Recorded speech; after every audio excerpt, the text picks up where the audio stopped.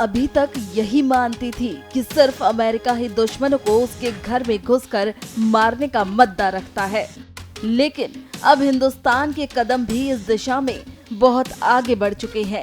दुश्मन छोटा हो या बड़ा, अब भारत आंखों में आंखें डालकर बात करता है। भारत जहां एक तरफ मेक इन इंडिया पर जोर देते हुए खुद अपने लिए लड़ाकू हथियार बना रहा है, तो वहीं दूसरी ओर मित्र देशों से भी एडवांस और खतरनाक हथियारों की खरीद जारी है। इसी कड़ी में इजराइल की रैम्पेज मिसाइल को लड़ाकू विमान के बेड़े में शामिल कर लिया गया है। भारतीय वायुसेना ने लगभग 250 किलोमीटर दूर वस्तुओं को निशाना बनाने में सक्षम रैम्पेज लंबी दूरी की सुपरसोनिक हवा से जमीन पर मार करने वाली मिसाइलों को शामिल करके अपने लड़ाकू विमान बेड़े को मजबूत किया है। भारतीय वायुसेना के भीतर हाई स्पीड लो ड्रैग मार्क 2 मिसाइल के रूप में संदर्भित इस हथियार का प्रयोग मुख्य रूप से ईरानी लक्ष्यों के खिलाफ हालिया ऑपरेशन के दौरान इजरायली वायुसेना द्वारा भी किया गया था।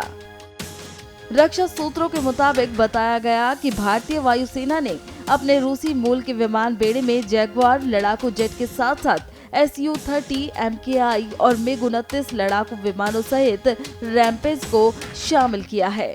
सूत्रों ने आगे कहा कि स्टैंड ऑफ हथियार भारतीय लड़ाकू पायलटों को संचार केंद्रों या रडार स्टेशनों जैसे लक्ष्यों पर हमला करने और उन्हें मार गिराने का विकल्प देगा। ये खरीद 2020 में चीन के साथ गतिरोध शुरू होने के बाद रक्षा मंत्रालय द्वारा सशस्त्र बलों को महत्वपूर्ण हथियारों और उपकरणों से लैस करने के लिए दी गई आपातकालीन शक्तियों का हिस्सा थी। मिसाइलों की बालाकोट में इस्तेमाल की गई स्पाइस 2000 की तुलना में इसकी लंबी दूरी है। इजराइल ने हाल ही में इसी मिसाइल से ईरानी ठिकानों पर कहर बरपाया था। ये मिसाइल सटीक लक्ष्य भेदन के लिए उड़ान के मध्य में रास्ता बदलने में सक्षम है। सभी मौसम में इसका उपयोग किया जा सकता है।